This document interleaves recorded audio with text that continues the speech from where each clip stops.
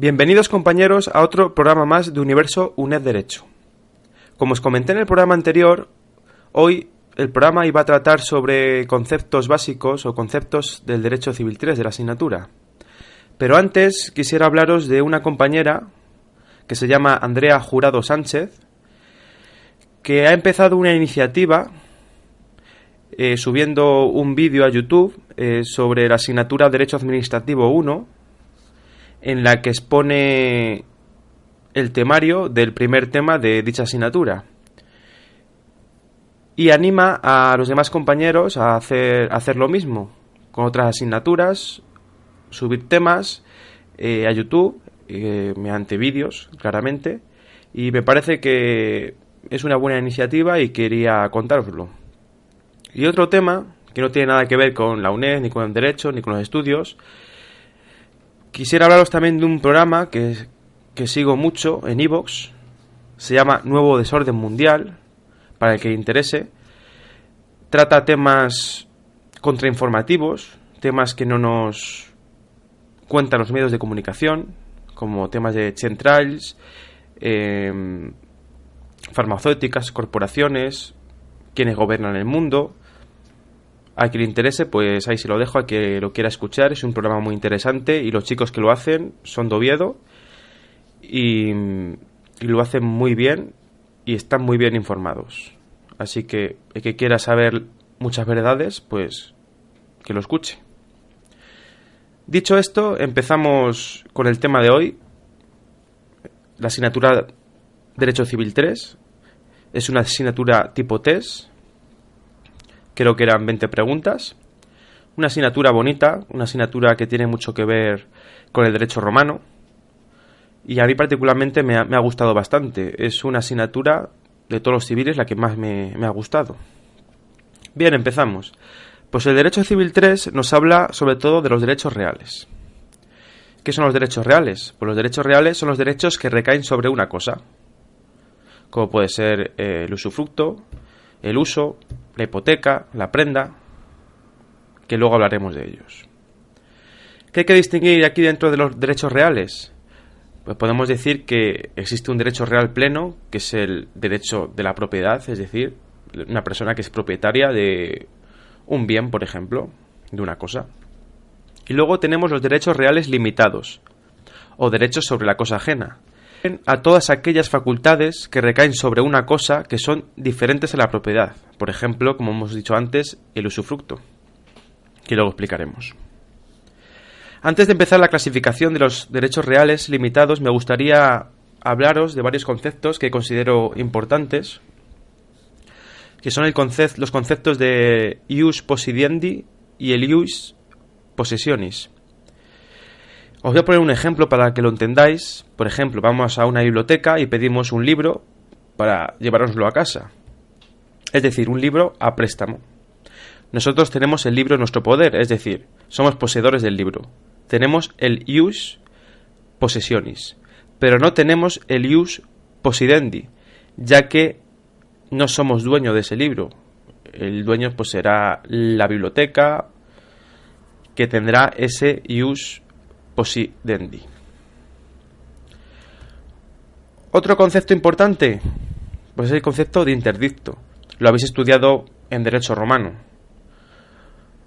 o en Derecho Procesal 1, creo que era.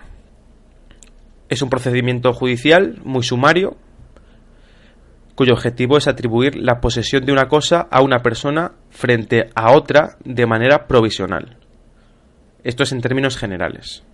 Todo lo que voy a hablar aquí son términos generales. Luego existen excepciones, variantes, derechos de las partes o de los sujetos de cada derecho real. Esto es general, ya que si no nos llevaría, como he dicho otras veces, bastante tiempo. El concepto de usucapión, otro término romano, y se refiere al modo de adquirir la propiedad de un bien por prescripción adquisitiva. Bien, dentro de la posesión podemos distinguir varias clases.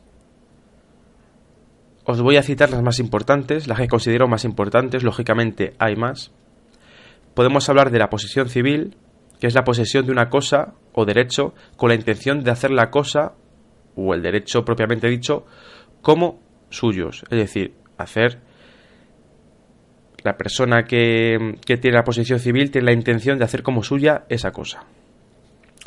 La posesión natural, pues es la tenencia de una cosa o disfrute de un derecho por una persona. Es decir, en la posesión civil, la persona en cuestión quiere hacer como suyo el derecho o la cosa, y en la posesión natural solo quiere tener la tenencia de esa cosa. Distinguimos también la posesión mediata de la posesión inmediata. El poseedor mediato es quien deja de tener una posesión efectiva y material de la cosa, y el poseedor inmediato quien gozará de hecho de una cosa. Vamos a poner un ejemplo. Por ejemplo, en un contrato de arrendamiento, el propietario de la cosa que se arrienda sería el poseedor mediato, ya que no pierde la propiedad, pero sí pierde la posesión de la cosa, ya que se lo va a entregar al arrendatario. Y el arrendatario sería el poseedor inmediato, ya que se convierte en poseedor de la cosa, pero no en propietario. El tema de la posesión es un tema importante y hay que estudiarlo a conciencia, ya que y entenderlo bien, ya que puede caer en alguna pregunta en el examen, en una pregunta de test. Pasamos a las formas de la adquisición de los derechos reales. Mencionamos el artículo 609 del Código Civil, que nos dice: la propiedad se adquiere por la ocupación.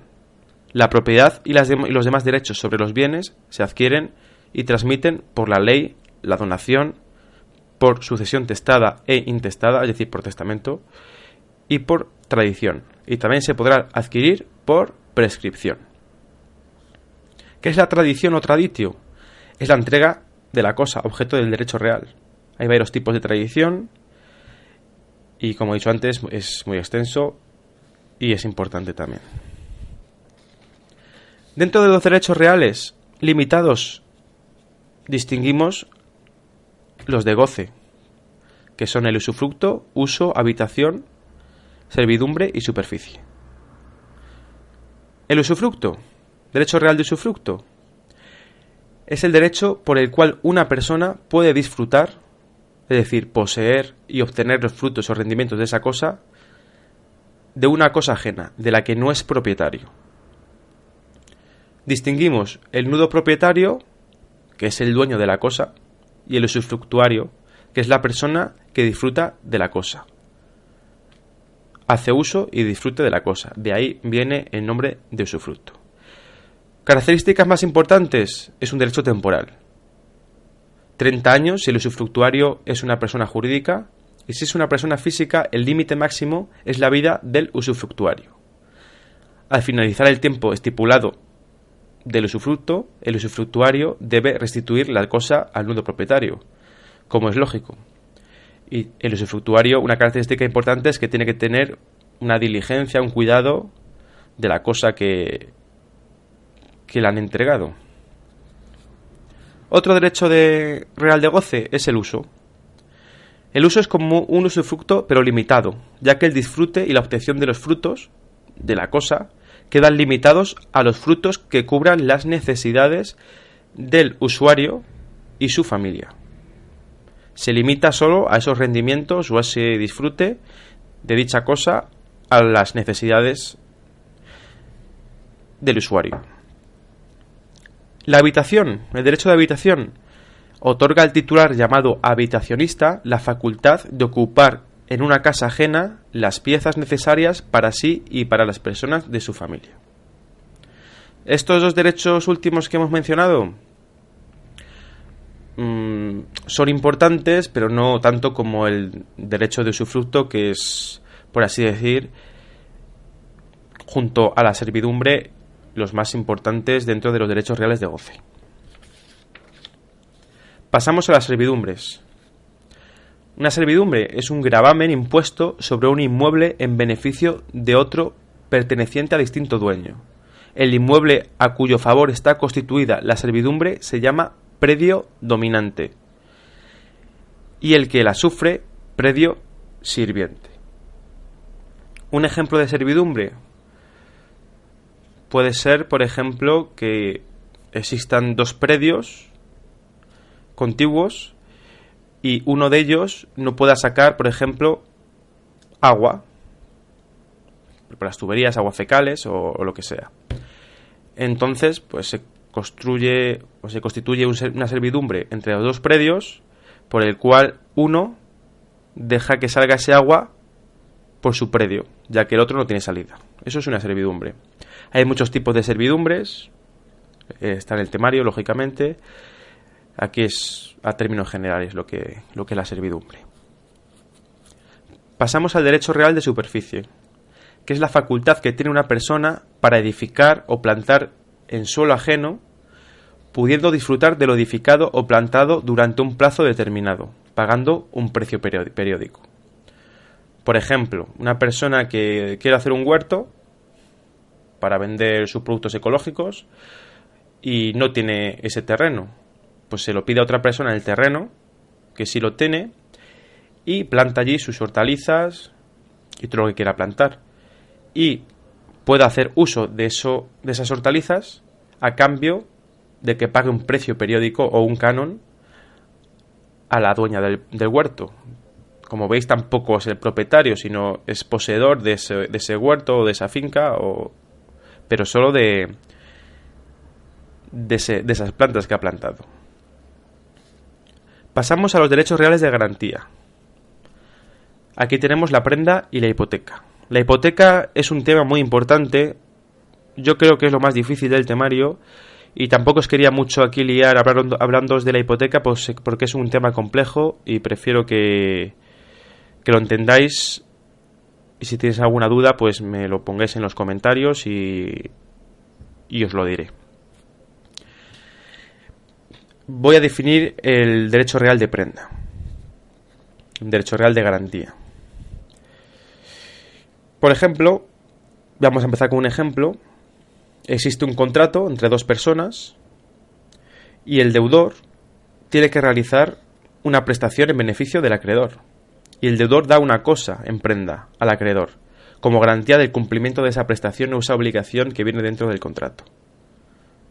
Una garantía, por ejemplo,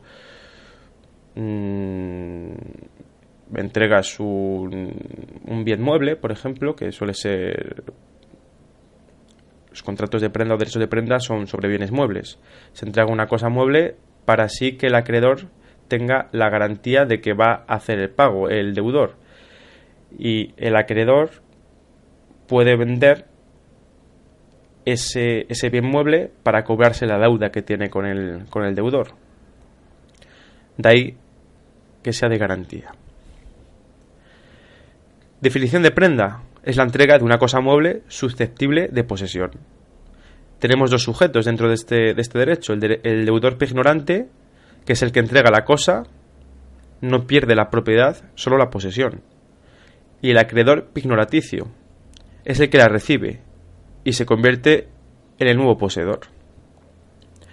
Dentro del derecho de prenda he destacado un concepto importante, que es el ius distrahendi, que es la facultad que tiene el acreedor pignoraticio de enajenar la cosa dada en prenda en el supuesto de que el deudor no haga